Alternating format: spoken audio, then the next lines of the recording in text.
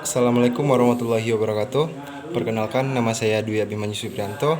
Di sini saya akan mencoba menjelaskan materi tentang tujuan pendidikan dalam Al-Quran. Baik, pengertian tujuan pendidikan dalam bahasa Arab terdapat sejumlah istilah yang berkaitan dengan tujuan pendidikan: al-niyat, al-qasdu, al-had, al-ghayah. Meskipun kata-kata tersebut belum memiliki batasan yang jelas dalam penerapannya, namun kata-kata tersebut dapat digunakan sesuai konteksnya. Namun secara umum,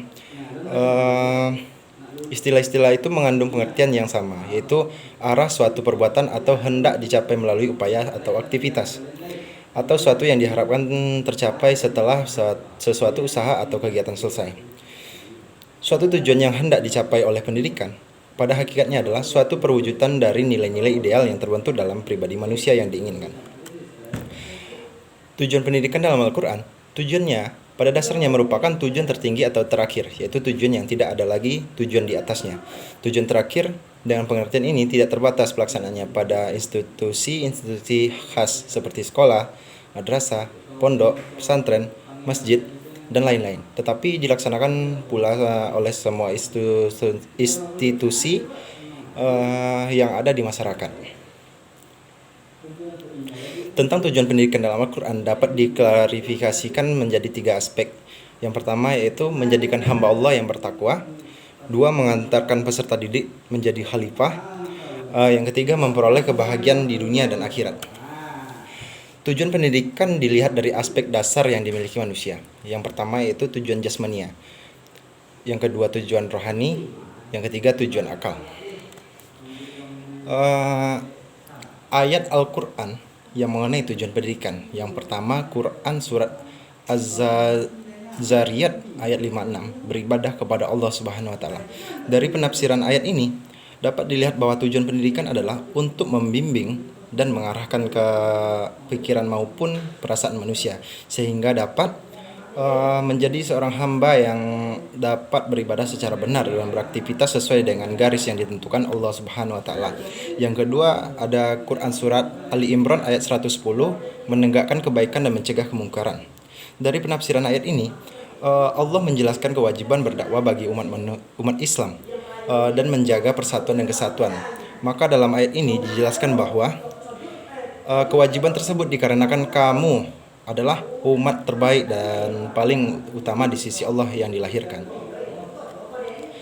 Yang ketiga yaitu ada Quran surat Al-Maidah ayat 15 sampai ayat 16, menunjuki jalan yang lurus.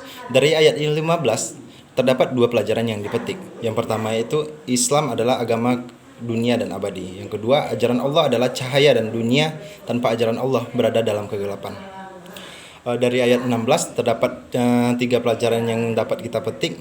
Yang pertama itu untuk mencapai keselamatan dan ketenteraman, seseorang harus berada di atas jalan Allah Subhanahu wa taala, dan Al-Qur'an adalah sebagai petunjuk bagi semua orang untuk mencapai ke jalan tersebut.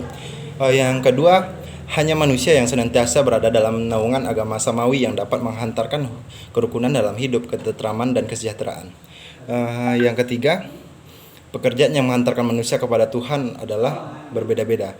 Amal soleh setiap orang juga berbeda. Tapi apabila tujuannya untuk memperoleh keridaan Allah, maka semuanya akan berujung pada suatu jalan, dan itulah adalah Siratul Mustaqim.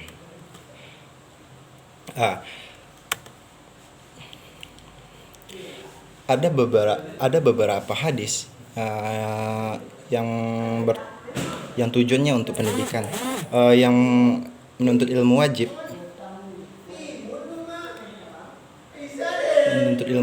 Satu hadis yang menuntut ilmu wajib itu yaitu tobabu ilmi firdotin alal kulla muslim. Itu yang artinya menuntut ilmu itu wajib atas setiap muslim. Hadis riwayat Ibnu Majah nomor 224 dari sahabat Anas bin Malik.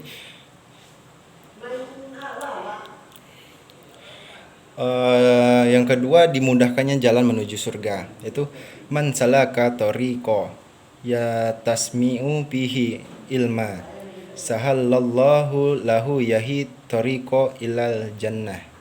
Barang siapa yang menelusuri jalan untuk mencari ilmu padanya, Allah akan memudahkan baginya jalan menuju surga. Hadis riwayat Muslim.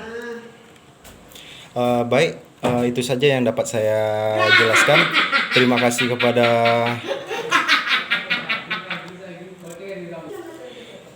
maaf sebelumnya. Terima kasih kepada teman-teman yang telah bersedia atau meluangkan waktu yang untuk menonton video pemaparan materi dari saya. Sekian dari saya. Assalamualaikum warahmatullahi wabarakatuh.